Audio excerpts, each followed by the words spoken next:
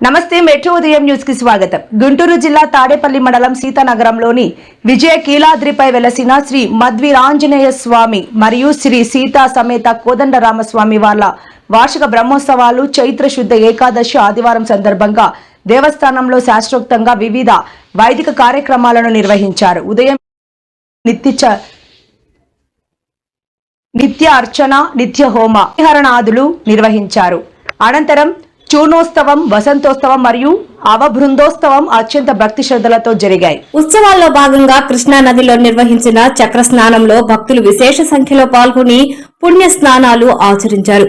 30వ తేదీ 3వ నెల 2026 సోమవారం ఉదయం 8 గంటలకు శ్రీ పుష్పయాగం, సాయంత్రం 6 గంటల 30 నిమిషాలకు ద్వాదశి ప్రదక్షిణలు, డోలోత్సవం మరియు పవహింపు సేవతో ఈ ఉత్సవాలు సంపూర్ణంగా ముగుస్తాయని ఆలయ కార్యనిర్వహణాధికారి ఒక ప్రకటనలో తెలిపారు.